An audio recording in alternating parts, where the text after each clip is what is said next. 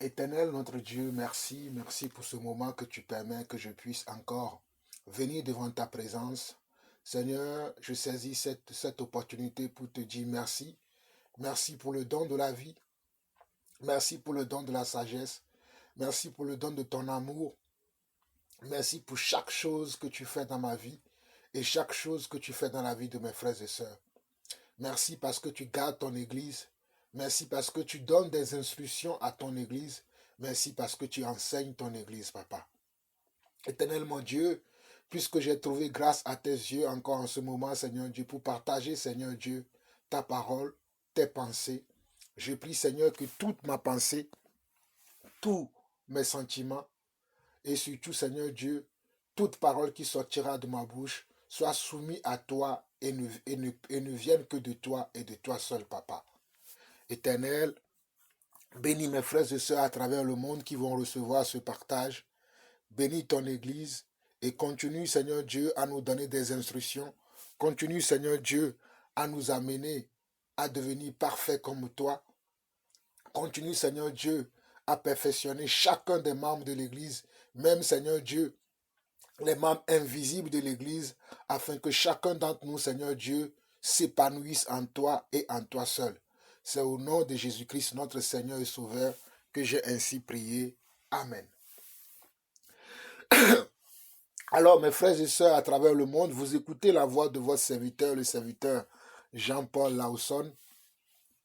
Nous avons terminé dernièrement notre enseignement sur le discernement des esprits dans l'Église.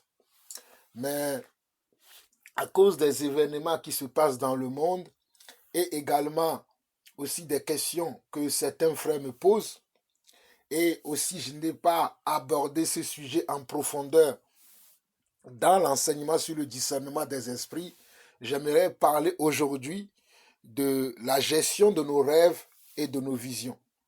J'aimerais parler aujourd'hui de la gestion de nos rêves et de nos visions.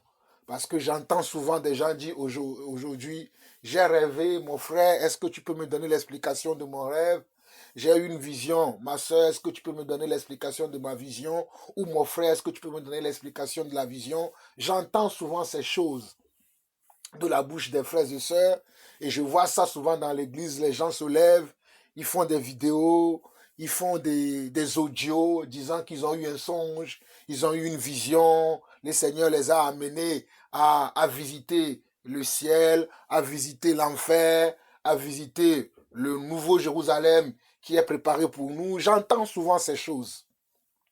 Et comme je le dis, dans cet enseignement, je vais nous inciter à la gestion de nos rêves et de nos visions. Comment nous devons gérer nos rêves et nos visions. Dans cet enseignement, ce que je vais essayer de nous apporter à nous tous, c'est comment nous devons gérer nos songes, nos visions, nos rêves, comment nous devons les gérer. Bon, la première des choses que j'aimerais dire avant d'entamer l'enseignement, c'est que tous les songes ou tous les songes ou tous les rêves que nous avons ne viennent pas forcément de Dieu. Je répète encore, tous les songes et les rêves que nous recevons ou bien que nous avons ne viennent pas de Dieu. Car scientifiquement, il a été prouvé que le cerveau humain enregistre les images, enregistre les situations que quelqu'un subit dans sa vie quotidienne. Le cerveau enregistre comment ces images-là et ces actions-là qui se passent dans la vie d'un individu.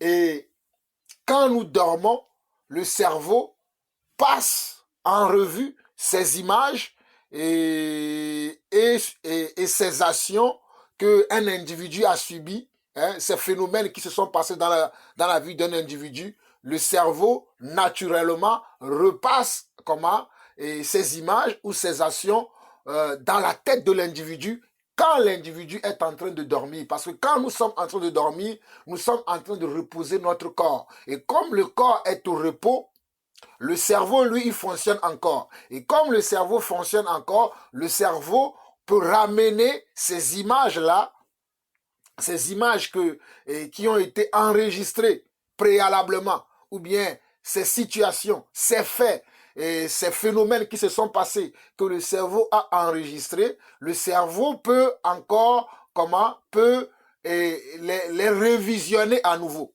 Et des fois, le cerveau, au lieu de le visionner dans le bon sens, des fois, il le visionne en contresens et des fois même en sens inversé. Voilà pourquoi vous allez avoir certaines visions qui sont un peu controversées parce que le cerveau le passe à l'envers ou bien le cerveau le passe à contresens ou inversé. Voilà pourquoi des fois certaines images que nous avons ingurgitées dans la journée ou bien quelques mois ou quelques semaines précédemment, certains faits qui nous sont arrivés lorsque nous étions enfants, lorsque nous étions ados, il y a quelques années passées, le cerveau peut ressasser ces souvenirs-là. Le cerveau peut ressasser ces souvenirs et ça peut donner des songes et ça peut donner des rêves. Mais est-ce que cela, c'est un songe ou un rêve qui vient de Dieu? Non, cela ne vient pas de Dieu. C'est ce que la science dit. Je ne suis pas scientifique, je ne suis pas quelqu'un qui a étudié dans la médecine pour pouvoir expliquer ce phénomène en profondeur.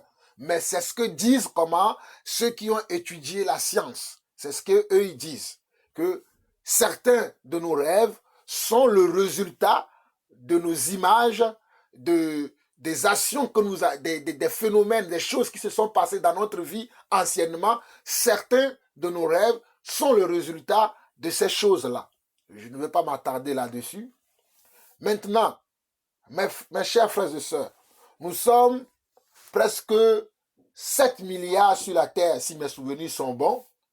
Nous sommes presque 7 milliards sur la Terre, 7 milliards d'humains, d'êtres humains, créés à l'image et à la ressemblance de Dieu, c'est-à-dire les gens qui ont l'esprit, la chair et le sang. Je parle de, nous sommes presque 7 milliards. Et vous imaginez que si parmi les 7 milliards, tout le monde veut commencer à raconter son rêve et son songe et ses visions, nous n'en sortirons pas. Nous sommes 7 milliards sur la Terre. Et je crois que scientifiquement aussi, prouvé scientifiquement que au moins on a habituellement un songe ou deux rêves par semaine. Mais ça, c'est le minimum. Il peut y en avoir plus. Hein? Par personne sur la Terre. Un songe ou deux par semaine, par minimum. Au moins sur les 2 tiers de la population de la Terre. Et vous imaginez si les 2 tiers là veulent parler de ces songes, mes frères et sœurs, vraiment nous n'en sortirons pas. Parce qu'on aura tellement de songes qu'on ne saura pas qui écouter et qui n'est pas écouté. Je répète encore. En étant 7 milliards sur la Terre et que 2 tiers de cette population peut avoir un songe ou 2 songes par semaine, si tous les humains, tous les êtres humains voulaient raconter leurs songes, vraiment nous serons perdus parce qu'on aura tellement de songes, parce que les songes varient d'une personne à une autre. Je dis bien, les songes ou les rêves varient d'une personne à une autre. Nous serons vraiment perdus. Donc voilà pourquoi je veux parler aujourd'hui de la gestion de nos rêves et la gestion des visions. Je ne peux pas parler des rêves ou des songes sans parler des visions parce que les deux phénomènes vont ensemble. Maintenant, en tant qu'enfants de Dieu, comment nous devons gérer nos rêves et nos visions? Comment nous devons les gérer? Nous allons commencer par Daniel chapitre 2, le verset 3. Daniel chapitre 2, le verset 3. On nous dit dans Daniel chapitre 2, le verset 3 que le roi leur dit, j'ai eu un songe, mon esprit est agité et je voudrais connaître ce songe. Regardez, le roi leur dit, j'ai eu un songe, mon esprit est agité et je voudrais connaître ce songe. La plupart du temps, lorsque nous avons un songe, que ce soit un songe qui vient de Dieu ou que ce soit un songe qui vient des images ou des situations que nous avons subies, la plupart du temps, notre esprit est agité. La plupart du temps, nous sommes agités. On dit, ah, pourquoi j'ai eu ce songe? Pourquoi dans ce songe, je me suis vu frappé par un tir de mitraillette? Pourquoi j'ai eu un accident? Pourquoi dans ce songe, on me poursuivait? Et la première des choses, la première réaction qui est normale, c'est que nous sommes comment? Nous sommes dans l'agitation et nous sommes comment? Perturbés. Notre esprit est perturbé et notre esprit est agité. Donc ça, c'est la première des choses. Quand on a un songe, on est agité, notre esprit est agité, on se demande pourquoi et on a peur. Il y a une peur qui nous envahit. Mes frères et sœurs, je suis en train de parler aux enfants de Dieu. En tant qu'enfant de Dieu, la première réaction qu'un enfant de Dieu doit avoir lorsqu'il a eu un songe, que ce soit un songe ou une vision, que ce soit un songe ou une vision, la première des choses qu'il doit avoir, c'est de prier. C'est de prier. Là, nous avons vu un passage qui parle de songe. Nous allons voir rapidement un passage qui parle de vision. Nous allons aller dans Actes, chapitre 10, rapidement. Nous allons parler Actes, chapitre 10.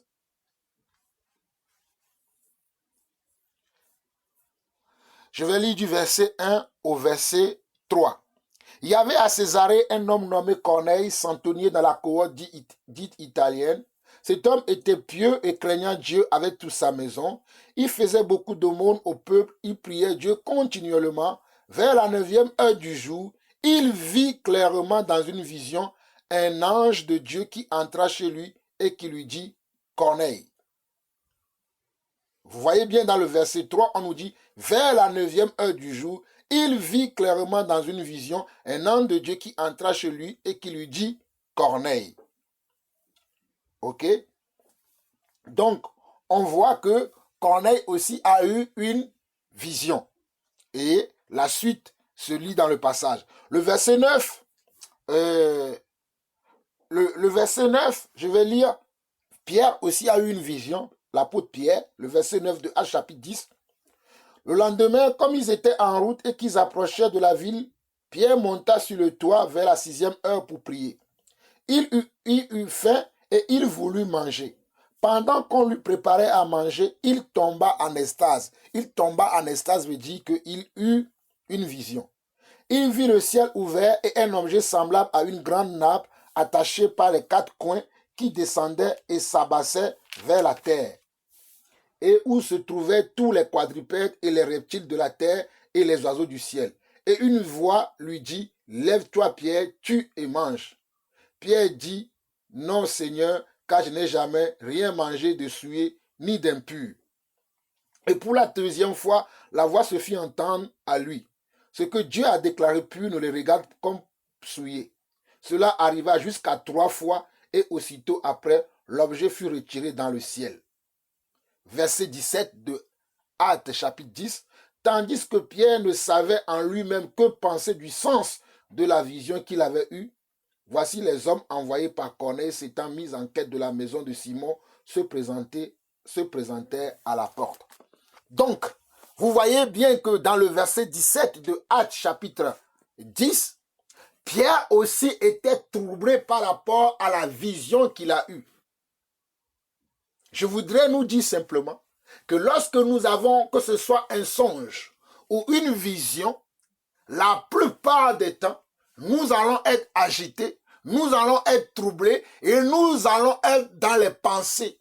La nature charnelle va vouloir chercher à comprendre ce que nous avons eu dans le songe ou ce que nous avons eu dans la vision, ce que nous avons vu dans la vision. La nature charnelle va chercher à comprendre ce qui est normal. Et souvent, la plupart du temps, nous sommes agités.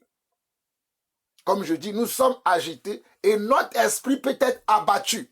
selon le songe que nous avons eu ou selon la vision que nous avons eue, notre esprit peut être abattu.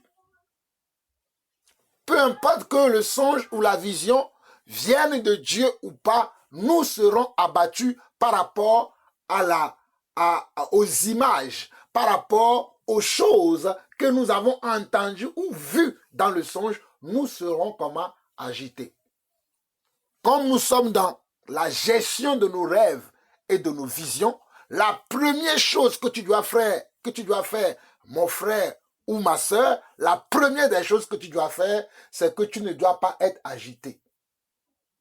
Si tu sens que tu es agité, tu sens que tu es troublé, la première des choses, c'est que tu dois commencer à prier. La première des choses, c'est de prier.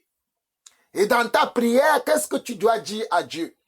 Dans ta prière, qu'est-ce que tu dois dire à Dieu? Puisque tu ne sais pas si le songe que tu as eu, ça vient de Dieu ou ça ne vient pas de Dieu. Si tu ne le sais pas, et la première des choses que tu dois faire, tu dois prier pour demander à Dieu, Seigneur mon Dieu, je sais que tu es le Dieu des esprits de toute chair et que tu as dit, selon ta parole dans Joël chapitre 2, que dans les derniers jours, tu donneras à tes enfants des rêves, des songes et des visions. Donc, mon Seigneur, mon Dieu, je t'en supplie, si c'est toi qui es à l'origine de ce songe ou de cette vision que j'ai eue, je te prie, Seigneur Dieu, de me donner l'interprétation, de me donner la révélation, de me donner l'explication de ce songe. C'est la première des choses que tu dois faire. Je répète encore, tu as eu un songe, tu as eu une vision, tu es troublé. La première des choses que tu dois faire, c'est que tu dois prier pour demander à Dieu, puisque c'est Dieu qui est le maître des temps et des circonstances. Comme nous sommes dans Daniel chapitre 2, nous allons revenir dans Daniel chapitre 2, nous allons lire au verset 19 au verset 22. Daniel chapitre 2, nous pouvons lire même du verset 14 au verset 23. Daniel chapitre 2, verset 14 au verset 23, rapidement. Alors Daniel s'adressa d'une manière prudente et sensée à Ajoc, chef des gardes du roi, qui était sorti pour mettre à mort les sages de Babylone. Il prit la parole et dit à Ajoc, commandant du roi, pourquoi la sentence du roi est-elle si sévère? Ajoc exposa la chose à Daniel. Et Daniel se rendit vers le roi et le pria de lui accorder du temps pour donner au roi l'explication. Ensuite Daniel alla dans sa maison et il instruisit de cette affaire Anania, Michaël et Azaria, ses compagnons, les engagea à implorer la miséricorde du Dieu des cieux afin qu'on ne fasse pas périr Daniel et ses compagnons avec le reste des sages de Babylone. Alors le secret fut révélé à Daniel. Regardez, la première des choses que Daniel a fait, il ne s'est pas agité. Il a demandé une faveur au roi et après il est ensuite parti voir ses amis, ses camarades, ses frères qui sont Shadrach, Meshach et Abednego, parce que le nom que vous voyez ici, c'est le nom que le roi Nebuchadnezzar leur a donné. Donc, il est parti, voilà, c'est leur vrai nom, mais vous savez que ici, leur nom, c'est Azaria et Anania, et Michaël et Azaria, ses compagnons, c'est le nom qu'ils ont. Et après, le roi Nebuchadnezzar a changé ce nom-là en Shadrach, Meshach, Michaël et Shadrach, Michaël et Meshach. Shadrach, Michaël et Meshach. C'est en ce nom-là que le roi Nebuchadnezzar a changé le nom Anania, Michaël et Azaria.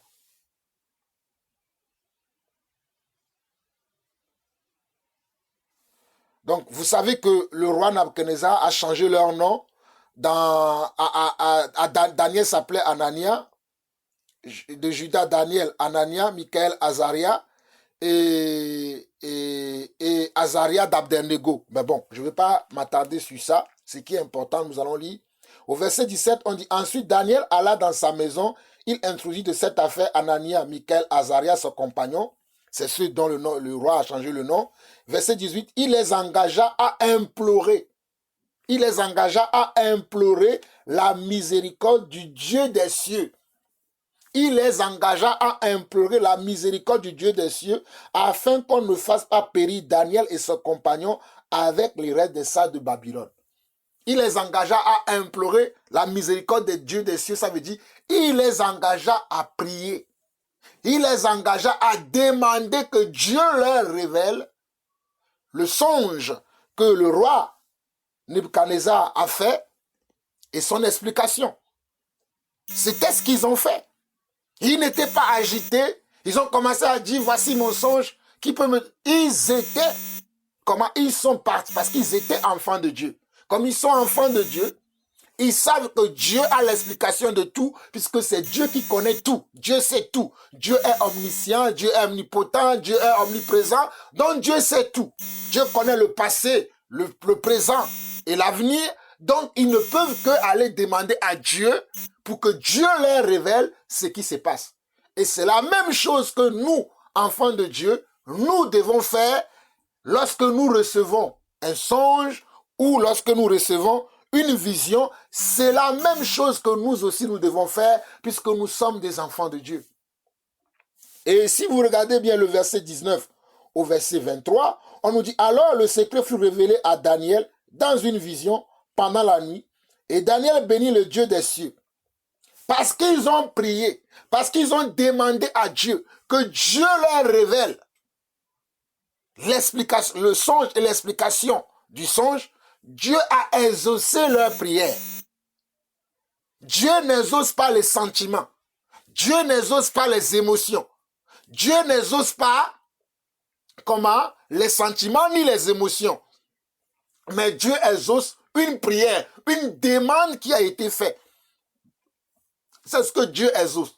Donc pour que nous puissions avoir une bonne gestion de nos songes, nos rêves et nos visions, nous devons comprendre que nous devons prier pour demander à Dieu la révélation, l'explication des songes et des rêves que nous faisons. Nous devons prier pour le demander à Dieu. Et on nous dit au verset 20, Daniel prit la parole et dit, béni soit le Dieu, le nom de Dieu, d'éternité en éternité. À lui appartiennent la sagesse et la force. C'est lui qui change les temps et les circonstances, qui renverse et qui établit les rois, qui donne la sagesse aux sages et la science à ceux qui ont de l'intelligence. Il révèle ce qui est profond et caché. Vous voyez, c'est Dieu qui révèle ce qui est profond et caché. Il connaît ce qui est dans les ténèbres et la lumière demeure avec lui. Dieu de mes pères, je te glorifie et je te loue de ce que tu m'as donné, la sagesse et la force. Vous voyez, Daniel bénit Dieu. Verset 23 de Daniel 2, verset 23. Dieu de mes pères, je te glorifie et je te loue de ce que tu m'as donné, la sagesse et la force, et de ce que tu m'as fait connaître, de ce que toi tu m'as fait connaître. Ce n'est pas moi qui commence à dire n'importe quoi, mais toi, Dieu, tu m'as fait connaître. Il dit, tu m'as fait connaître ce que nous t'avons demandé. Il y a eu une demande. Alléluia. Il y a eu une demande.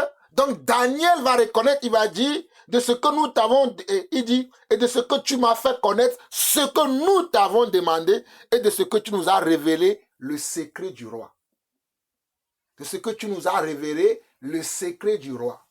Alors, Daniel et ses frères, ils ont demandé à Dieu. Voilà pourquoi j'ai dit, mon frère, ma soeur, la première des choses que tu dois faire lorsque tu fais un songe, lorsque tu fais un rêve, ou bien lorsque tu as une vision que tu ne comprends pas, parce que des fois tu peux faire un songe ou un rêve où tu as reçu une vision, mais tu as tout de suite la compréhension, l'explication. Tu as tout de suite l'interprétation. Tu n'as pas besoin de chercher encore. Tu n'as pas besoin de chercher parce que aussitôt tu as reçu le songe, le rêve ou la vision, tu as compris le sens. Mais lorsque tu n'as pas compris, au lieu de t'agiter, au lieu que ton esprit soit agité et que tu sois abattu, tu dois faire comme Daniel et ses frères, c'est-à-dire prier et demander à Dieu les esprits de toute chair. Dieu est le Dieu des esprits de toute chair. Si c'est le diable qui veut t'influencer dans ce songe, dans ce rêve, dans cette vision, Dieu te l'expliquera. Si ce sont tes pensées parce que tu as trop mangé la veille, parce que tu as trop mangé la veille, parce que tu as subi une certaine injustice et que ton esprit s'est couché abattu, Dieu te l'expliquera aussi. Mais tu ne peux pas toi-même te dire parce que j'ai vu ça, cela veut dire ceci, parce que j'ai vu ça, cela veut dire ça. Tu ne peux pas le faire toi-même puisque c'est Dieu qui doit te donner l'explication si c'est Dieu qui te parle. Même si ce n'est pas Dieu qui te parle, Dieu est capable de te dire, ne t'inquiète pas. Voici ce que tu as rêvé là, ce sont ta chair. Parce que tu as vécu telle situation dans le passé, parce que tu as eu telle chose, Dieu révèle tout. Voilà pourquoi il est dit, cherchez et vous trouverez. Frappez et l'on vous ouvrira. Demandez et l'on vous donnera. Voilà pourquoi il est dit, invoque-moi et je te répondrai. Jérémie 33, verset 3. Invoque-moi et je te répondrai. Invoquons le Seigneur. Donc, dans toute situation, nous devons invoquer le Seigneur. Dans toutes choses, ce n'est pas forcément que dans certaines situations que nous devons invoquer le Seigneur. Dans toute situation, nous devons demander au Seigneur.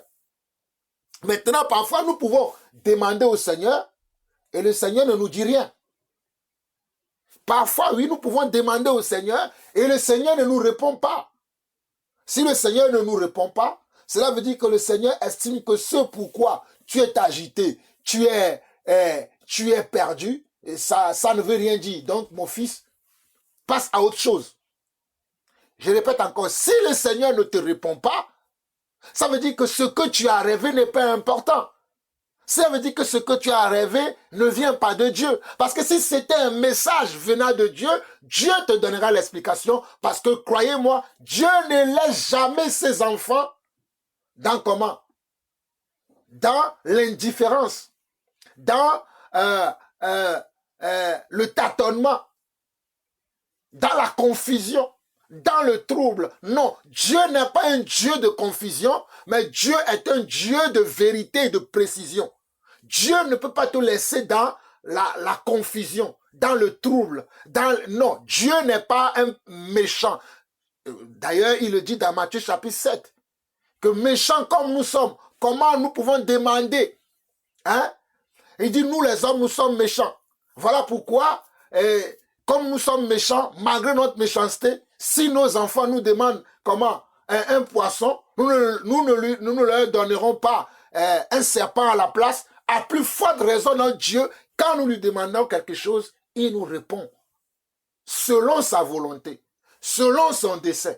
Mais si toi, tu as une imagination dans la tête et tu veux prendre ton imagination comme l'imagination de Dieu, alors là, mes frères et sœurs, faites attention, vous allez pécher contre le Seigneur. Notre imagination n'est pas la pensée de Dieu. Notre pensée n'est pas la pensée de Dieu. Donc, lorsque nous posons une question au Seigneur, nous devons attendre que le Seigneur nous réponde. Nous devons attendre que le Seigneur nous donne une réponse claire, précise. Selon comment? Selon sa volonté. Amen. Nous allons continuer. Nous allons aller dans Genèse chapitre 37, rapidement. Nous sommes dans la gestion des rêves, des songes et des visions. Allons dans Genèse chapitre 37. Nous allons lire du verset 5 au verset 13.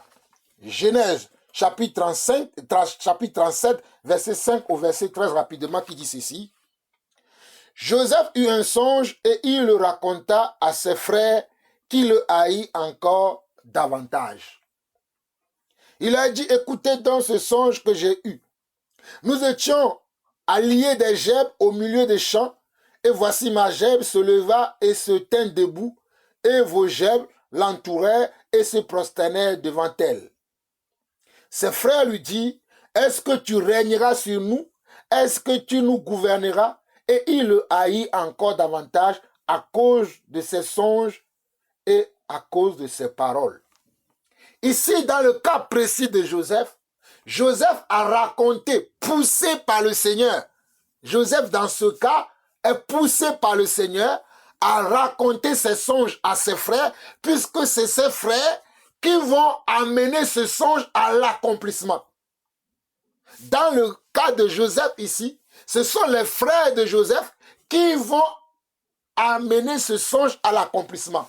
Voilà pourquoi le Seigneur permettait à Joseph de parler de son songe. Je répète encore, Dieu permettait à Joseph de parler de son songe à ses frères parce que ses frères étaient comment les membres qui vont amener le songe de Joseph à être réalisé. C'est-à-dire, ce sont les gens qui vont mettre en exécution la volonté de Dieu. J'espère que vous comprenez. Verset 9, on nous dit, il eut un autre songe et il le raconta à ses frères. Il dit, j'ai eu encore un songe et voici, le soleil, la lune et 11 étoiles se prosternaient devant moi. Il le raconta à son père et à ses frères. Son père le réprimanda et lui dit, que signifie ce songe que tu as eu? Faut-il que nous venions, moi, ta mère et tes frères, nous prosterner à terre devant toi? Et regardez, même son père Jacob, ne comprenant pas le songe, bon, il a compris, mais il se pose la question. Donc tu veux dire que moi et ta mère et tes frères devions-nous venir se prosterner devant toi? Joseph, ton songe là est délicat. Ok, nous continuons. Verset 11, ses frères eurent de l'envie contre lui, mais son père garda le souvenir de ces choses. Regardez, ses frères, eux, le verset 11 nous dit, ses frères, eux, ils ont eu quoi? Ils ont eu de l'envie contre lui, parce que ce sont eux qui vont être comment? L'élément qui va mettre, parce que il faut qu'ils aient ce sentiment pour que Joseph puisse se retrouver comment? En Égypte, pour que le songe qu'il a eu puisse se réaliser. Il va se retrouver en Égypte. Et en se retrouvant en Égypte, il va aussi utiliser la sagesse de Dieu pour parler de d'autres choses. Et il va se retrouver là où il va se retrouver pour que son père, sa mère et ses frères viennent se prosterner devant lui plus tard. Au verset 11, on nous dit, ses frères eurent de l'envie contre lui, mais son père garda le souvenir de ces choses. Son père, lui, garda ça en souvenir pour dire, ah, je verrai quand est-ce que ces choses vont s'accomplir, car mon fils là, il y a des choses qu'il dit, quand je l'entends, ce sont des choses qui me semblent censées venant du Seigneur, donc il prêtait attention à ce que Joseph disait. Verset 12, les frères de Joseph étant allés à Sichem pour faire paître le troupeau de leur père, Israël dit à Joseph, bon, on va s'arrêter là. On va s'arrêter là parce que si on veut continuer, il y a tellement beaucoup de passages que je veux lire avec vous. Donc, on voit bien ici que Joseph va être jalousé plus tard et ses frères vont vouloir le tuer. Après, ils vont le vendre et vous connaissez la suite. Joseph va se retrouver en Égypte, dans la maison de Potiphar. Donc, dans Genèse chapitre 40, regardez, dans Genèse chapitre 40, il y a quelque chose de très important que je cherche à vous faire comprendre afin que nous puissions avoir la bonne gestion, je dis bien la bonne gestion de nos songes, de nos rêves et de nos visions. Chapitre 40, nous allons lire du verset 7 au verset 23 qui dit ceci. Alors il questionna les officiers de Pharaon qui étaient avec lui dans la prison de son maître. Il leur dit, pourquoi avez-vous mauvais visage aujourd'hui?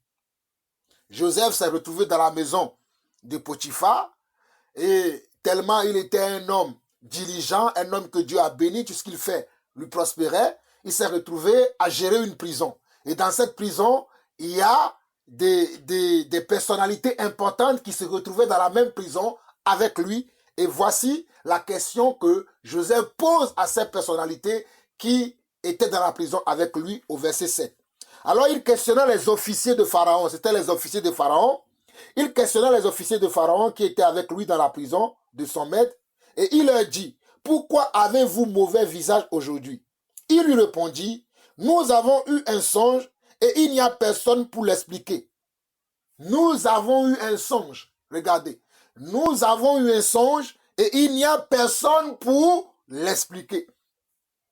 Remarquez ce que ces gens disent. Ces officiers de Pharaon n'étaient pas en eux. Ils étaient comment? Ils étaient des Égyptiens. Donc, ils n'avaient pas l'Esprit de Dieu en eux. Et d'ailleurs, même à l'époque de Joseph, l'Esprit de Dieu se reposait que sur comment? Sur les enfants de Dieu.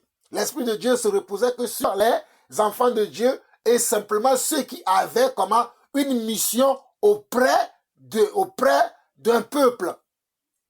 L'Esprit de Dieu, je répète encore, à cette époque-là, l'Esprit de Dieu se reposait sur ceux qui avaient une mission, c'est-à-dire ceux qui avaient un esprit de prophète, c'est-à-dire ceux qui avaient une mission particulière à accomplir dans un État, dans une nation. C'était sur eux simplement que reposait l'Esprit de Dieu. L'Esprit de Dieu n'était pas sur tout le monde, comme aujourd'hui dans l'Église, nous avons tous l'Esprit de Dieu. Je répète encore, cette phrase, elle est importante. À cette époque-là, à l'époque de Joseph, l'Esprit de Dieu se reposait uniquement sur les envoyés de Dieu, les prophètes, les gens qui avaient une mission particulière à accomplir dans une nation, au sein d'un peuple et au sein d'une communauté. Je répète encore, l'Esprit de Dieu à cette époque-là se reposait uniquement sur les gens qui avaient une mission particulière, une mission quelconque à accomplir auprès d'un peuple, auprès d'une communauté, auprès d'une nation, et Joseph en faisait partie. Voilà pourquoi il avait la capacité de pouvoir interpréter des songes. Voilà pourquoi Joseph pouvait interpréter. Mais tout le monde ne pouvait pas le faire à l'époque de Joseph parce que tout le monde n'avait pas l'Esprit de Dieu. Vous allez me comprendre à la fin. Au verset 8, il lui répondit, nous avons eu un songe et il n'y a personne pour l'expliquer. Joseph leur dit, n'est-ce pas à Dieu qu'appartiennent les explications? Remarquez ce que Joseph dit ici. Joseph leur dit, n'est-ce pas à Dieu qu'appartiennent les explications? N'est-ce pas à Dieu qu'appartiennent les explications? Racontez-moi donc votre songe. Donc les explications des songes ou des visions appartiennent à Dieu. Ça n'appartient pas à nous les hommes. Ça appartient à Dieu. Même si Dieu va utiliser un homme pour te donner un sens à ton songe, à ton rêve, à ta vision, cela ne vient pas de l'homme, cela vient de Dieu. Voilà pourquoi Joseph va dire au verset 8, n'est-ce pas à Dieu qu'appartient? Racontez-moi donc votre songe. Ok, nous continuons. Racontant son songe à Joseph et lui dit, dans mon songe, voici, il y avait un sceptre devant moi. Ce sceptre avait 3 sarments. Quand il eut poussé, sa fleur se développa et ses grappes donnaient des raisins mûrs. La coupe de Pharaon était dans ma main. Je pris les raisins, je les pressai dans la coupe de Pharaon et je mis la coupe dans la main de Pharaon. Joseph lui dit, regardez, le songe, c'est ce que les chansons a raconté. Et au verset 12, Joseph a reçu directement, parce que Joseph n'avait pas besoin de prier. Il a écouté le songe, et en écoutant le songe, il a reçu l'explication directement. Comme je vous ai dit tout à l'heure qu'il y a des songes que nous allons recevoir, que nous allons faire, ou des visions que nous allons avoir, nous n'avons pas besoin de prier. Aussitôt que nous entendons le songe, ou que nous recevons le songe, nous aurons l'explication. Joseph dit ceci, il dit, Joseph lui dit, et voici l'explication. Les 3 sarments sont 3 jours. Les 3 sarments sont 3 jours. Encore 3 jours et Pharaon relèvera ta tête et te rétablira dans ta charge. Tu mettras la coupe dans la main de Pharaon comme tu en avais l'habitude lorsque tu étais son Samson. Mais souviens-toi de moi quand tu seras heureux et montre, je te prie, de la bonté à mon égard, parle en ma faveur à Pharaon et fais-moi sortir de cette maison. Mes chers frères et sœurs, je dis encore, ce qui se passe là devait se passer, c'était la volonté de Dieu que les choses se passent ainsi parce que Joseph avait une mission particulière, avait un rôle particulier à jouer en Égypte. Mais pour arriver à ses fins, Dieu est en train de lui frayer un chemin. Dieu est en train de lui frayer comment un chemin. Poussé par le Seigneur, Joseph faisait des actions concrètes parce qu'il devait arriver à un but. Pour arriver à ce but-là, voilà pourquoi les choses se passaient ainsi. C'est très important que vous compreniez cela. Joseph avait une mission particulière à jouer, à faire en Égypte. Je continue. Au verset 15, « Car j'ai été enlevé du pays des Hébreux, et ici même je n'ai rien fait pour être mis en prison. » Le chef des panetiers, voyant que Joseph avait donné une explication favorable, dit, vous voyez, le chef des panetiers, voyant que Joseph avait donné une explication favorable, dit, voici, il y avait aussi dans mon songe 3 corbeilles de pain blanc sur ma tête. 3 corbeilles de pain blanc sur ma tête. Dans la corbeille la plus élevée, il y avait pour Pharaon des mets de toute espèce cuits au four. Et les oiseaux les mangeaient dans la corbeille au-dessus de ma tête. Joseph répondit et dit, de la même manière qu'il a eu l'explication du panetier, de la même manière qu'il a eu l'explication de les chansons, il va l'avoir aussi pour le panetier. Joseph dit, et voici l'explication. Nous sommes au verset 18. Les 3 corbeilles sont 3 jours. Encore 3 jours, et Pharaon enlèvera ta tête de dessus de toi, te fera pendre à un bois, et les oiseaux mangeront ta chair. Et les oiseaux mangeront ta chair. Verset 20. Le 3e jour, jour de naissance de Pharaon, il fit à tous ses serviteurs, et il éleva la tête du chef des échansons et à la tête du chef des panetiers au milieu de ses serviteurs. Il établit le chef des échansons dans sa charge des chansons pour qu'il mette la coupe dans la main de Pharaon. Mais il fit pendre le chef des panetiers selon l'explication que Joseph leur avait donnée. Le chef des échansons ne pensant plus à Joseph, il l'oublia. Quand le rêve que Joseph a expliqué à l'échanson et au panetier fut accompli, l'échanson devait se souvenir que Joseph lui a dit de ne pas m'oublier, de m'aider à sortir de cette prison. Mais le temps n'était pas encore arrivé. Alléluia. Le temps de Dieu n'était pas encore arrivé. Et vous allez voir, parce que nous allons lire le chapitre 41, et vous allez voir que là, le temps de Dieu est arrivé. Et Joseph va maintenant arriver, là où il était, là, va arriver à ce qu'il avait vu dans son songe, lorsqu'il avait rêvé premièrement, et qu'il avait parlé à ses frères, il avait parlé à son père et sa mère, il avait parlé à toute sa famille, et les frères l'ont haï à cause de ça. Ce qu'il avait dit va s'accomplir dans le chapitre 41. Mais ici, les chansons l'oublient. Et cela est fait exprès que le temps de Dieu n'est pas encore arrivé. On va dire, pourquoi les chansons l'ont oublié? Mais il fallait qu'il y ait quelque...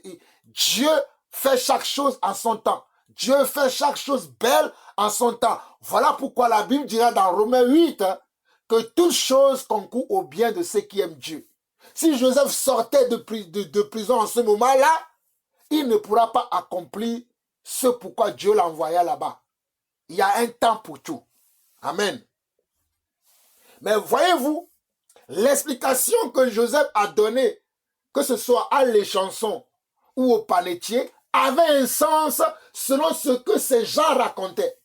Si je prends le rêve de l'échanson, rapidement, je ne vais pas m'attarder, mais si je prends le rêve de l'échanson, au verset 9 de Genèse chapitre 40, le chef des échansons rencontra dans son champ à Joseph et lui dit, dans mon songe, voici, il y avait un cep devant moi. Ce cep avait 3 sarments. Quand il poussait, sa fleur se devenait des raisins mûrs. La coupe de Pharaon était dans ma main. Je pris les raisins, je les pressai de Pharaon et je mis la coupe dans la main de Pharaon. C'est simple à expliquer. Ce songe-là est simple à expliquer. Voilà pourquoi Joseph va dire au verset 12, Joseph lui dit, voici l'explication. Les 3 sarments sont 3 jours. Encore 3 jours et Pharaon relèvera ta tête et te rétablira dans ta charge. Tu mettras la coupe dans la main de Pharaon comme tu en avais l'habitude lorsque tu étais son échanson. Parce quand vous écoutez les songes, c'est facile à expliquer. L'interprétation vient directement. Alléluia. Dieu fait grâce, ça vient directement. Amen. Mais quand vous écoutez le son du panetier aussi, c'est la même chose. Verset 16 de Genèse chapitre 40, le chef des panetiers, voyant que Joseph avait donné une explication favorable, dit, voici, il y avait aussi dans mon son 3 corbeilles sur ma tête. Déjà, les corbeilles de pain, ça ne doit pas être sur la tête, logiquement. Une corbeille de pain doit être en main. On doit porter la corbeille de pain en main pour servir les gens. Mais il dit, il est sur ma tête. Nous continuons. Dans la corbeille la plus élevée, il y avait pour Pharaon les mets de toute espèce cuits au four et les oiseaux les mangeaient dans la corbeille au-dessus de ma tête. Vous voyez, ça aussi, il y a une signification facile à comprendre. Voilà pourquoi au verset 18, Joseph répondit et dit, et voici l'explication. Les 3 corbeilles sont également 3 jours. Encore 3 jours et Pharaon enlèvera ta tête de dessus de toi. Les oiseaux qui venaient manger ça signifiait que voilà, il va être pendu et les oiseaux vont venir comment? Ah ben, becqueter sa tête. Donc nous comprenons que il y a des songes qui sont faciles à comprendre, faciles à saisir l'esprit, mais il y en a d'autres qui sont très compliqués à comprendre. Et voilà pourquoi nous devons demander déjà à Dieu de nous donner comment? Les explications, de nous donner la révélation, de nous donner l'interprétation. Nous allons aller dans le chapitre 41 rapidement. Genèse chapitre 41, nous allons lire le verset 1 au verset 16. Mais nous n'allons pas tout lire. Nous allons lire quelques passages pour aller plus rapidement. Regardez. Nous allons partir du verset 14 rapidement. Nous allons partir du verset... non, on va prendre le verset 1 pour comprendre. On va lire du verset 1 au verset 16. Au bout de 2 ans, Pharaon eut un songe. Vous voyez? Au bout de 2 ans, Pharaon eut un songe. Il se tenait près du fleuve et voici 7 vaches belles à voix et grasses de chair montaient hors du fleuve et se mit à paître dans la prairie. 7 autres vaches laides à voix et maigres de chair montaient derrière elles hors du fleuve et se tinrent à leur côté sur le bord du fleuve. Les vaches laides à voix et maigres de chair mangèrent les 7 vaches belles à voix et grasses de chair. Et Pharaon s'éveilla. Il se rendormit et il eut un second songe. Voici 7 épis gras et beaux montèrent sur une même tige. Et 7 épis maigres et brûlés par le vent d'Orient poussèrent après eux. Les épis maigres engloutirent les 7 épis gras et pleins. Et Pharaon s'éveilla. Voilà le songe. Le matin, regardez bien le verset 8. Je dis, peu importe le songe qu'on va faire, nous serons agités. Regardez le verset 8. Le matin, Pharaon eut l'esprit agité. Pharaon eut comment? L'esprit agité. Parce qu'il eut un songe, mais il ne comprend pas l'explication. Et remarquez bien que Pharaon n'était pas un enfant de Dieu. Il était comment? Il est égyptien. Il était païen. Il est dépourvu comment? De la sagesse et de l'intelligence de Dieu. Donc il ne peut pas comprendre. Donc c'est normal qu'il soit agité. Et regardez, le verset 8, le matin, Pharaon eut l'esprit agité et il fit appeler tous les magiciens et tous les sages de l'Égypte. Il leur raconta ses songes, mais personne ne put les expliquer à Pharaon. La mission de Joseph commence comment? À se sentir. Verset 9. Alors le chef des échansons prit la parole et dit à Pharaon, je vais rappeler aujourd'hui le souvenir de ma faute. Alléluia. Pharaon s'était irrité contre ses serviteurs et il m'avait fait mettre en prison dans la maison du chef des gardes, moi et le chef des panetiers. Nous eûmes l'un et l'autre un songe dans une même nuit et chacun de nous reçut une explication en rapport avec le songe qu'il avait eu. Il y avait là avec nous un jeune hébreu, esclave du chef des gardes.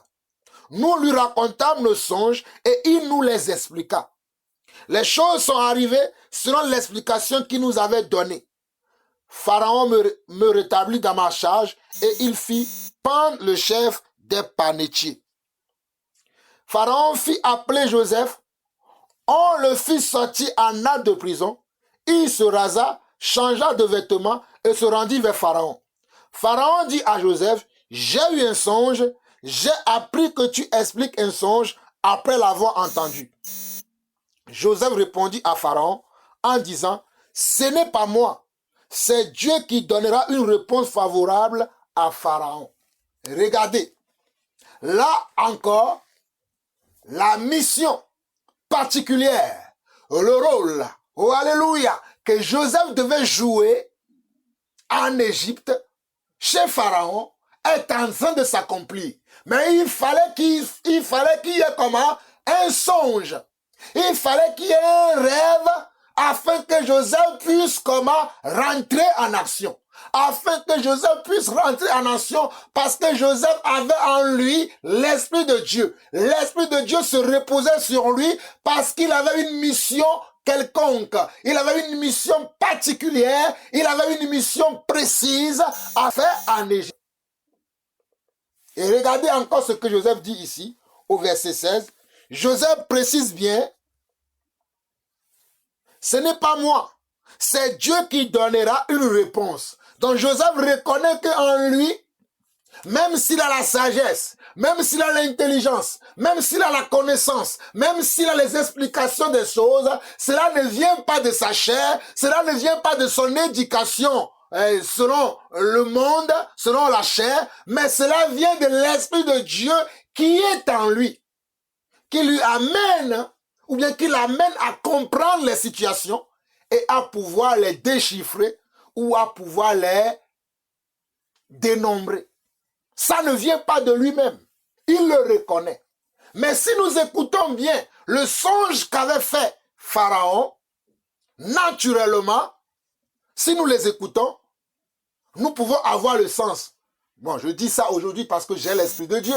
Mais quand nous prêtons attention à ce que Pharaon a dit, avec la sagesse de Dieu, dans le premier songe, Pharaon dit, verset de Genèse 41, et voici 7 vaches belles à voix et grasses de chair montèrent hors du feu et se mit à paix dans la prairie. 7 autres vaches laides à voix et maigres de chair montèrent derrière elles hors du feu et se tinrent à leur côté sur le bord du fleuve.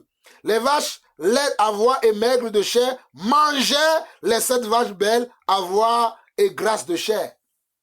C'est-à-dire, les vaches laides, les 7 vaches laides maigres ont fait comment? Ont mangé les vaches belles, comment? Et grasses. Et vous allez voir que Joseph va interpréter que les 7 vaches, ce sont 7 années d'abondance que Pharaon aura.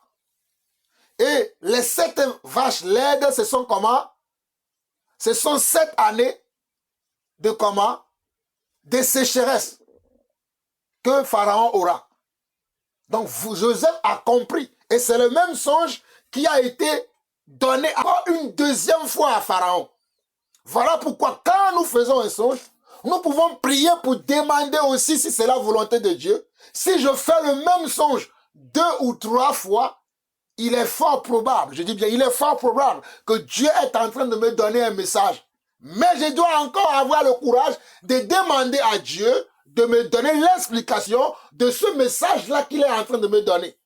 Parce que ici, on dit que au verset 5, il se rendormit. Nous sommes au verset 5 de Genèse 41, il se rendormit et il eut un second songe. Voici 7 épis gras et beaux montaient sur une même tige, et 7 épis maigres et brûlés par le vent d'Orient poussaient après eux. Les épis maigres engloutirent là et plein, et Pharaon s'éveilla. Voilà le songe.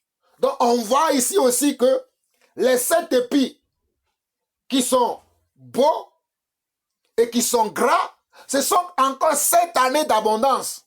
Et que les 7 épis qui sont maigres, brûlés, ce sont encore 7 années de pénurie, de sécheresse, hein, qui va s'abattre. Donc, il est facile pour Joseph de pouvoir donner ces explications à comment au roi Pharaon.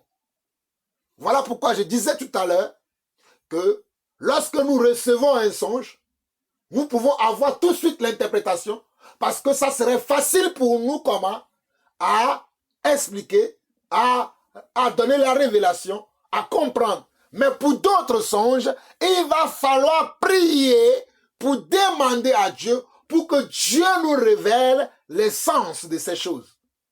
Ce n'est pas tout le temps facile. Ce n'est pas tout le temps compréhensible. Des fois, il y a des choses compliquées à déchiffrer, à déceler, à comprendre, mais il faut prier et demander, comme Joseph l'a dit au verset 16. Il a dit, ce n'est pas qui a en moi. Et Joseph répondit à Pharaon et dit, ce n'est pas moi, c'est Dieu qui donnera une réponse favorable à Pharaon. Donc, comprenons que nous devons invoquer le Seigneur pour que le Seigneur nous donne comment? Nous donne la réponse à nos questions, à nos énigmes. Parce qu'un songe, un rêve ou une vision est un énigme. Et nous avons besoin que Dieu nous donne l'explication. Et des fois, un rêve ou un songe peuvent nous concerner que personnellement. Ça ne concerne pas tout le monde, ça ne concerne pas toute l'Église, ça ne concerne pas tous les membres de nos familles, mais ça nous concerne en particulier que nous. Je répète encore, un rêve, nous sommes dans la gestion de nos rêves et de nos visions. Comment nous pouvons gérer nos rêves et nos visions afin de ne pas troubler tout le monde, afin de ne pas troubler tous les enfants de Dieu, afin de ne pas perturber mes frères, mes soeurs, mon époux, mes enfants, ma famille. Non, je dois avoir une gestion comment de mes songes.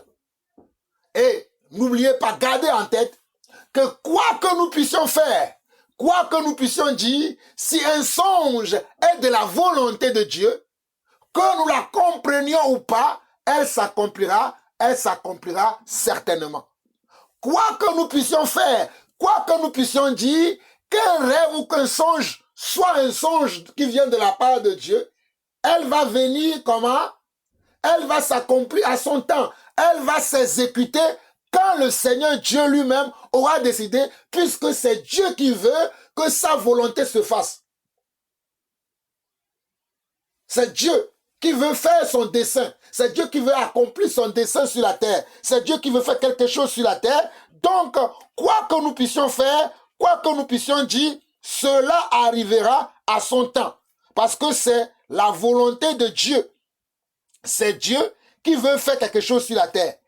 Et il t'a fait le privilège de te le révéler à toi, qui a eu le songe ou qui a eu la vision. Dieu a fait ce privilège-là de te le révéler. Mais des fois, ça peut être quelque chose qui ne concerne que toi.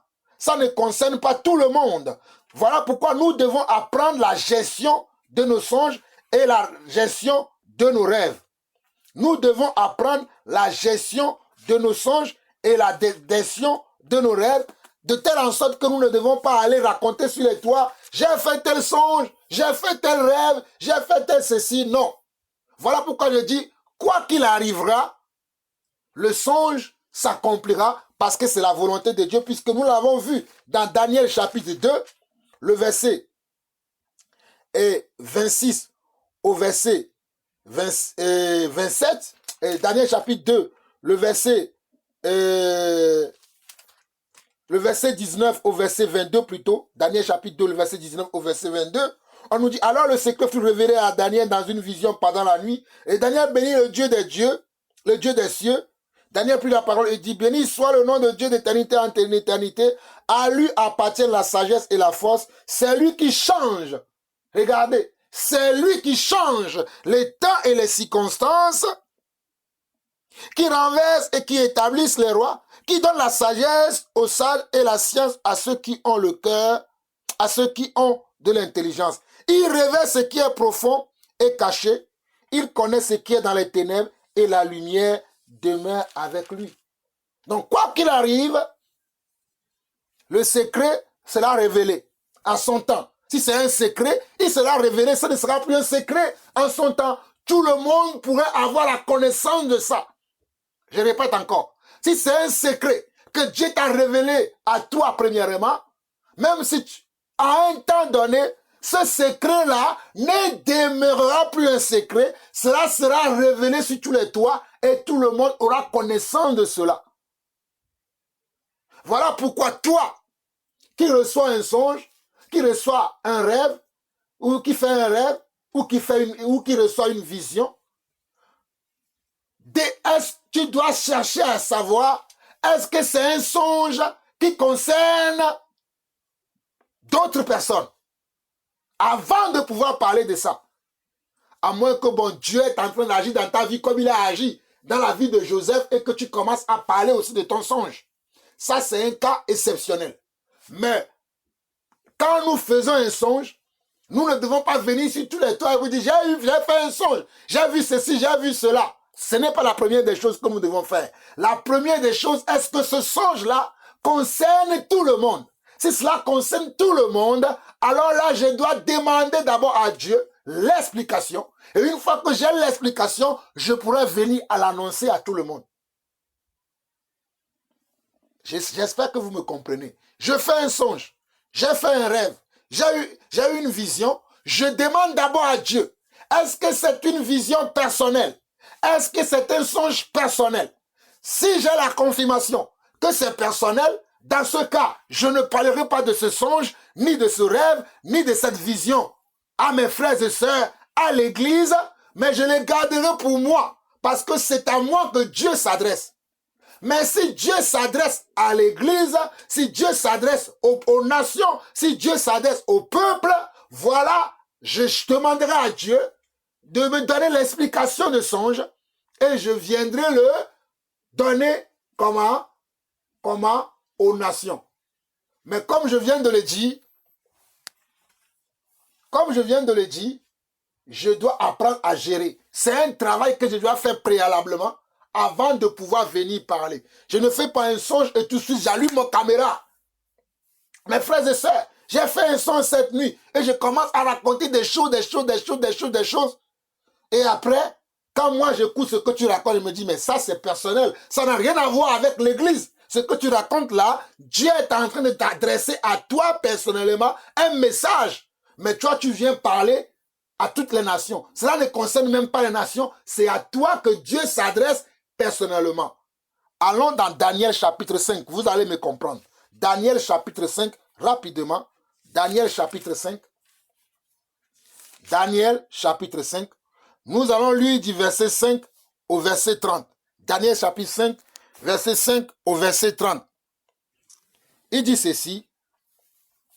En ce moment apparurent les doigts d'une main d'homme et il écrivit en face du chandelier sur la chaux de la muraille du palais royal. Le roi vit cette extrémité de main qui écrivait. Alors le roi changea de couleur et ses pensées le troublèrent. Les jointures de ses reins se relâchèrent et ses genoux se heurtèrent l'un contre l'autre. Peut-être vous ne comprenez pas bien. Nous allons lire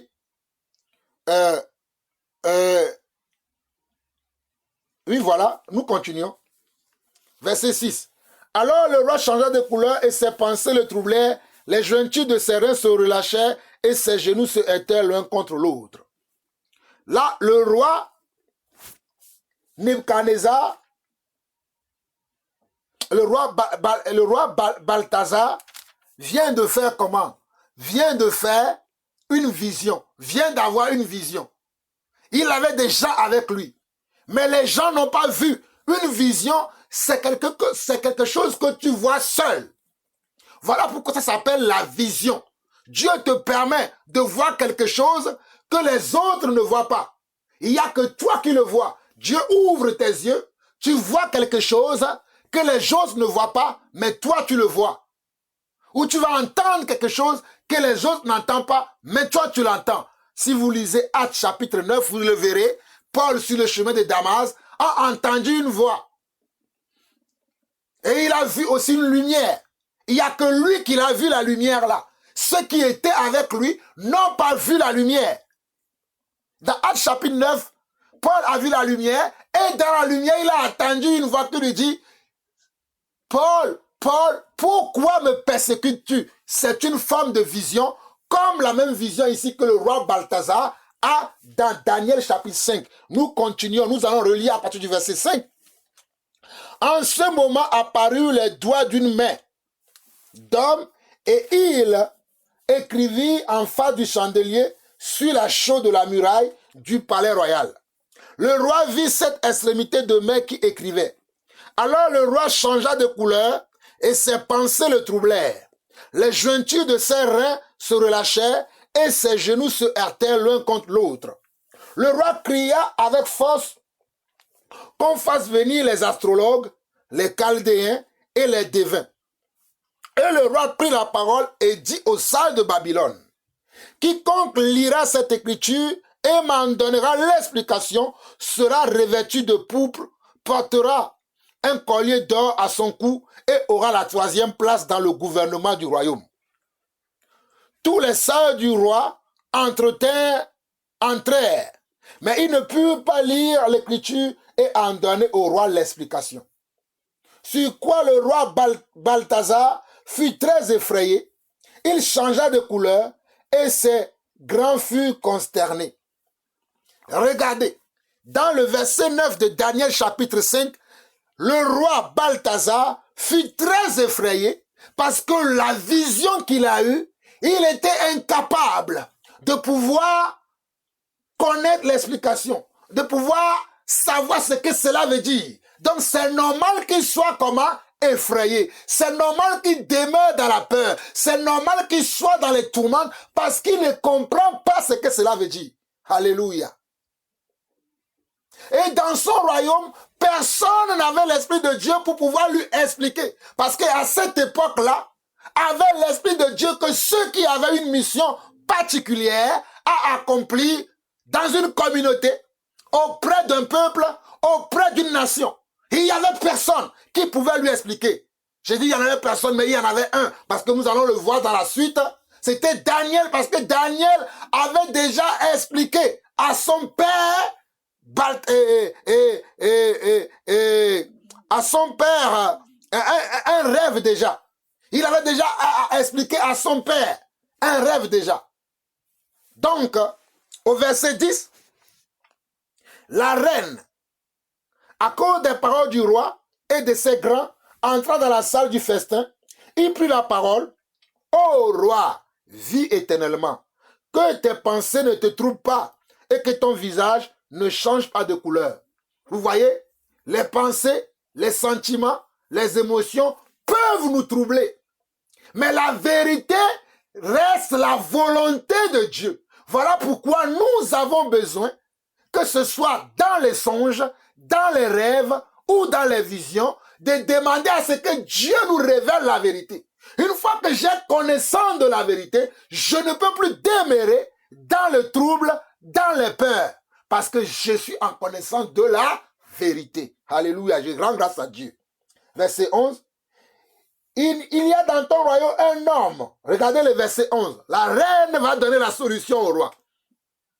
Il y a dans ton royaume un homme qui a en lui l'esprit de Dieu saint. Et du temps de ton père, alléluia, et du temps de ton père, on trouvera chez lui des lumières, de l'intelligence et une sagesse semblable à la sagesse de Dieu. Regardez ce qu'elle raconte, la reine. Elle dit, il y a dans ton royaume un homme Il y a un homme qui est dans ton royaume, qui est différent de tous les hommes. En lui, il y a une certaine lumière. En lui, il y a une certaine sagesse. En lui, il y a les esprits de Dieu. Mais non, il y a l'esprit de Dieu tout seul. C'est selon les propos de cette dame, parce que cette dame-là ne connaissait pas le Dieu des cieux. Alléluia. Il continue. Aussi le roi Nebuchadnezzar, ton père, et le roi ton père, l'établit chef des magiciens, des astrologues, des chaldéens, des devins. Parce qu'on trouvera chez lui, chez Daniel, nommé par le roi Balthazar, un esprit supérieur de la science et de l'intelligence, la faculté d'interpréter les songes, d'expliquer les énigmes et de résoudre les questions difficiles. Que Daniel soit donc appelé et il donnera l'explication. Alors Daniel fut introduit devant le roi. Le roi prit la parole et dit à Daniel, « Es-tu Daniel, l'un des captifs de Juda, que le roi mon père a amené de Juda? J'ai appris sur ton compte que tu as en toi l'Esprit de Dieu et qu'on trouve chez toi des lumières, de l'intelligence et une sagesse extraordinaire. On vient d'amener devant moi les sages et les astrologues afin qu'ils lisent cette écriture et m'en donnent l'explication. Mais ils n'ont pas pu donner l'explication des mots. J'ai appris que tu peux donner des explications et résoudre des questions difficiles. Maintenant, si tu veux lire cette écriture et m'en donner l'explication, tu seras revêtu de pourpre, tu porteras un collier d'or à ton cou et tu auras la 3e place dans le gouvernement du royaume. Le roi qui a une vision, et dans cette vision, selon le verset 5, selon le verset 5, il y avait une main que le roi voyait qui écrivait sur une muraille devant lui, sur le palais royal. Il y avait une main qui écrivait, qui a écrit sur une mur du palais royal. Et le roi était incapable de lire déjà. Pour comprendre, il faut lire. Mais le roi était incapable de lire. Les astrologues, les magiciens, les devins, tout ce qui était dans le royaume ne pouvaient pas lire ce qui était écrit. Mais il y a un homme, selon la reine, il y a un homme qui avait déjà révélé à ton père, Nebuchadnezzar, un songe. Et cet homme-là, c'est Daniel. Il a en lui un esprit supérieur. Lui, il pourra. Alors Daniel fut comment? Appelé parce que Daniel avait une mission. Amen. Ok. Verset 17 maintenant. Écoutez bien. Daniel répondit en présence du roi. Garde tes dons. Le roi voulait lui donner des dons. Quand on a un don, une grâce de la part de Dieu, nous ne devons pas chercher à avoir comment? Des récompenses. C'est-à-dire le but pour lequel nous devons utiliser ces dons, ces grâces que nous avons, doit être comment? Simplement et uniquement pour comment? Pour édifier. Ces dons doivent s'exercer dans l'amour et dans l'édification. Ces dons ne doivent pas s'exercer dans le but de s'enrichir. Les dons et les grâces que nous avons ne doivent pas s'exercer dans le but de s'enrichir, dans le but d'avoir une reconnaissance quelconque ou bien une gloire quelconque. Ces dons doivent servir à l'édification du plus grand nombre. Ces dons et ces grâces doivent servir comment? À aider,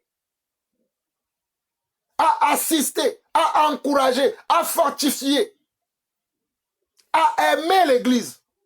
J'aime l'Église. Voilà pourquoi je partage ces choses.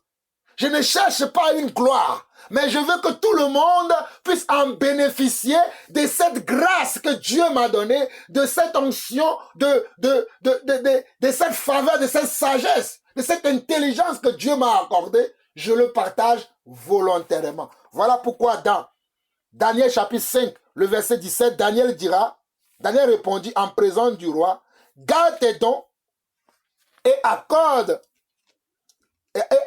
à un autre tes présents.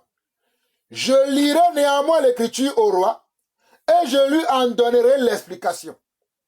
Et Daniel continue.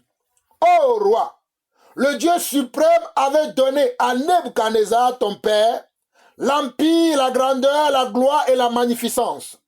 Et à cause de la grandeur qu'il lui avait donnée, tous les peuples, les nations, les hommes de toute langue étaient dans la crainte et tremblaient devant lui. Le roi faisait mourir ceux qu'il voulait et il laissait la vie à ceux qu'il voulait. Il élevait ce qu'il voulait et il abaissait ce qu'il voulait. Mais lorsque son cœur s'éleva et que son esprit s'endurcit jusqu'à l'arrogance, il fut précipité de son trône royal et dépouillé de sa gloire. Il lui explique ce qui est arrivé à son père. Son père était arrivé tellement à une telle puissance que il pouvait élever ce qu'il voulait, il pouvait abaisser ce qu'il voulait, et il est devenu tellement arrogant qu'à un moment donné, Dieu l'a comment? Dieu l'a abaissé. Dieu l'a tellement abaissé qu'il est devenu comme un animal, il a vécu dans les champs. Il le dit dans la suite, verset 20. Il fut chassé du milieu des enfants, des hommes, son cœur devait sembler à celui des bêtes, et sa demeure fut avec les ânes sauvages, on lui donna comme au bœuf de l'herbe à manger, et son corps fut trempé de la rosée du ciel jusqu'à ce qu'il reconnaisse que le Dieu suprême domine sur le règne des hommes et qu'il le donne à qui lui plaît. Jusqu'à ce que son père, jusqu'à ce qu'il reconnaisse, oh alléluia, que le Dieu suprême domine. Le Dieu suprême domine sur le règne des hommes et qu'il le donne à qui lui plaît. C'est le Dieu suprême, notre Dieu, qui domine sur tous les règnes. Il n'y a pas un homme sur la terre qui domine, non. C'est Dieu qui domine. C'est notre Dieu suprême qui domine, alléluia. Et il donne à qui il veut. Amen. Verset 22, il lui dit, verset 22 de Daniel chapitre 5, et toi, Balthazar, son fils, tu n'as pas humilié ton cœur, quoique tu saches toutes ces choses. C'est-à-dire, Daniel veut dire à Balthazar, tu as vu la vie de ton père. Ton père a été un arrogant pendant sa vie. Et cela lui a coûté à devenir comme une vache, comme un mouton à brouter de l'herbe pendant des années. Mais toi, cela ne t'a pas donné de leçon. Tu commets les mêmes choses comme ton père. Tu as de la même arrogance comme ton père. Tu fais les mêmes actions comme ton père pendant que ton père est devenu comment? Comme un Dieu sur terre. Toi aussi, tu fais la même chose. Verset 23.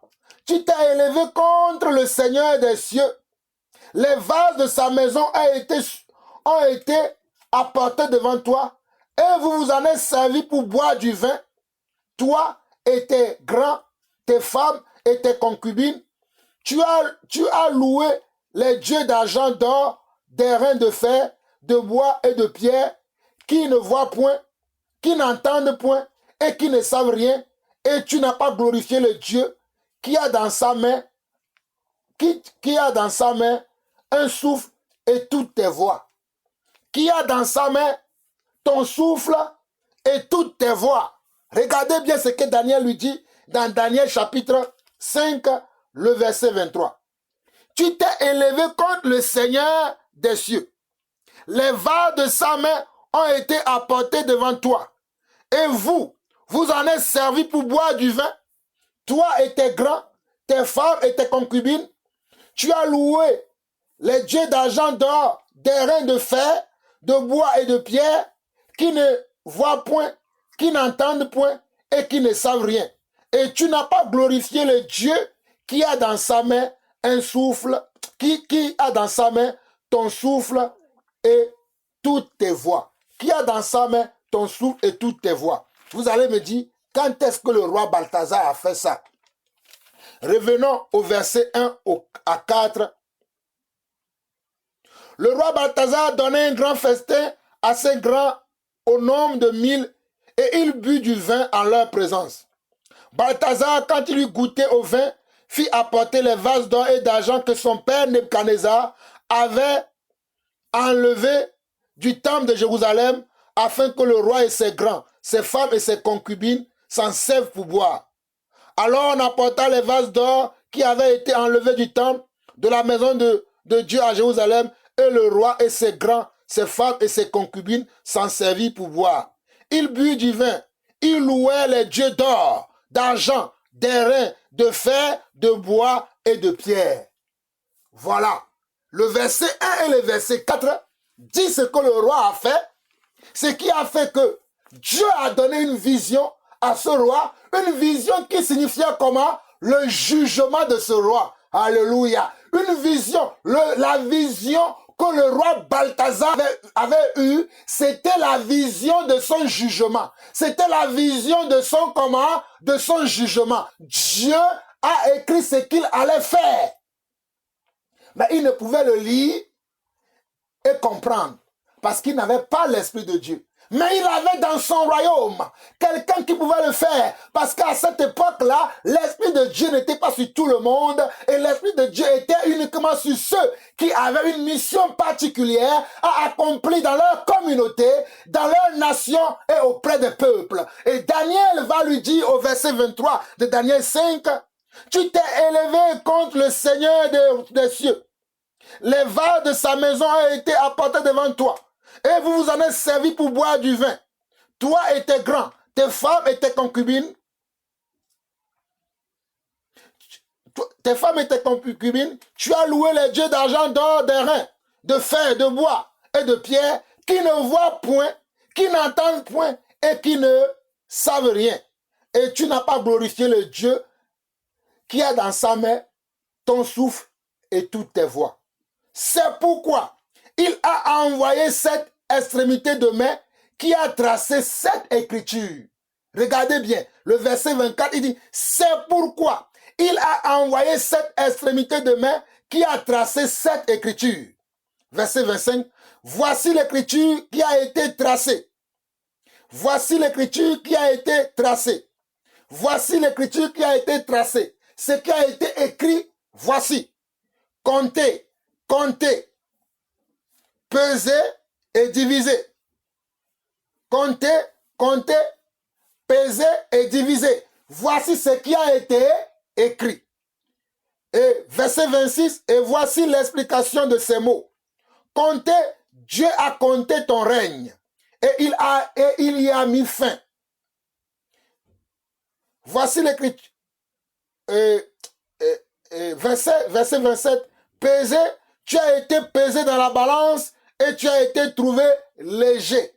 Dieu t'a pesé dans sa balance, la balance de la vérité, tu n'es pas vrai devant lui. Tu es un homme rempli d'orgueil, tu es un homme rempli de péché, tu es un homme rempli de comment? D'idolâtrie, tu es un homme rempli de comment? D'arrogance. Tu as été trouvé léger. Verset 18, divisé. Ton royaume sera divisé et donné aux Mèdes et aux Perses. Ton royaume sera divisé et donné aux Mèdes et aux Perses. Ton royaume sera divisé et donné aux Mèdes et aux Perses. Verset 29. Aussitôt, Balthazar donna des ordres et l'on revêtit Daniel de pourpre. On lui mit au cou un collier d'or et on publia qu'il aurait la 3e place dans le gouvernement du royaume. Cette même nuit, Balthazar, roi des Chaldéens, fut tué. Cette même nuit, Balthazar, roi des Chaldéens, fut tué. Cette même nuit, Balthazar, roi des Chaldéens, fut tué. Mes chers frères et sœurs, j'ai lu le verset 30 plusieurs fois pour que vous compreniez que le son et que la vision que le roi Balthazar a eue, une main qui écrivait sur une muraille du parler, c'était son jugement à lui. Ça ne concerne pas tout le peuple, ça concernait que lui-même. Donc mon frère, ma soeur, tu peux avoir un songe, tu peux avoir un rêve, tu peux avoir une vision, mais cela peut te consterner que toi et toi seul. Je répète encore, tu peux avoir un songe, tu peux avoir un rêve, tu peux avoir une vision, cela peut te consterner que toi, personnellement. cela ne concernera pas l'Église, cela ne concernera pas les frères et sœurs, cela ne concernera pas les nations du monde, mais cela va te concerner toi seulement parce que Dieu veut t'enseigner quelque chose, parce que Dieu veut te recadrer, parce que Dieu veut que tu comprennes que tu dois marcher dans sa voie. Dieu veut que tu comprennes que tu dois être comme lui. Dieu veut que tu comprennes que tu dois garder ta foi en lui. Dieu veut que tu comprennes que tu dois marcher comme lui. Dieu veut que tu comprennes que tu dois être comme lui.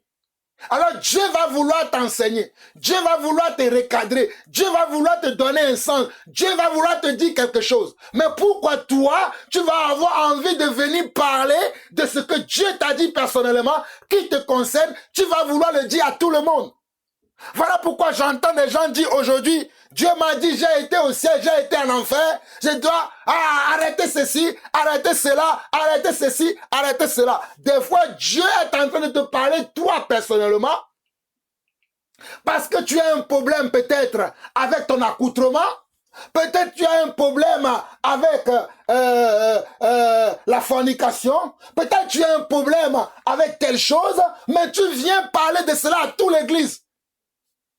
Tu viens parler de ton songe personnellement que Dieu veut t'adresser parce que Dieu veut te recadrer, Dieu veut te corriger, Dieu veut que tu n'ailles pas périr peut-être, mais Dieu veut t'amener à changer. Il te donne un songe, il te donne un rêve, il te donne une vision pour que tu changes personnellement. Cela te concerne que toi. Mais pourquoi tu vas venir crier sur le toit? Pourquoi tu vas venir raconter cela à tous les hommes? C'est à toi personnellement que Dieu s'adresse. Tu ferais mieux de demander à Dieu, c'est quoi l'explication de ce songe? Pourquoi tu me parles ainsi? Que veux-tu me dire? Qu'est-ce que tu veux me faire comprendre, Seigneur? Seigneur, je veux comprendre ta pensée. Je veux comprendre ce que tu veux me dire afin de marcher dans tes voies. Révèle-moi la profondeur de ton cœur. Révèle-moi la profondeur de tes pensées. C'est ce que tu devrais faire. Au lieu de venir parler dans un message et s'aimer la peur, s'aimer la panique dans l'église, semer la peur dans le cœur de ceux qui aussi ne connaissent pas les Écritures, ne sont pas assis dans les Écritures, ne connaissent pas la volonté de Dieu, leur donner la peur, leur donner le tremblement. Pourquoi tu fais ça, mon frère? Pourquoi tu fais ça, ma soeur? Mes chers frères et sœurs, je vais m'arrêter là et je vais continuer dans une deuxième audio directement parce que j'ai encore beaucoup de choses à dire. Suivez la deuxième partie. Que le Seigneur vous bénisse. L'espoir de te voir un jour me remplit de joie. Je vais encore plonger mes regards en toi pour t'admirer. Je suis émerveillée, captivée par toi. Les mots ne sauraient décrire ta grande bonté. De savoir près de moi me fait marcher tête haute. Jésus est trésor de mon cœur. Jésus est trésor de mon cœur. Combien je l'aime, oh Jésus est. Combien je l'aime, enivré par son amour. Combien je l'aime, oh Jésus est. Combien je l'aime, enivré par son amour. Oh Jésus est enivré par son amour. Oh Jésus est, combien je l'aime, enivré par son amour. Reçois l'offrande de mon cœur, saint et vrai, c'est adoration qui vient d'un cœur purifié par le feu de ton esprit qui boule dans ma vie. Je suis au rang du vrai Dieu, c'est lui ma fierté. Oh, qu'il se hâte ce jour où je te verrai. Jésus est trésor de mon cœur. Jésus est ivresse de mon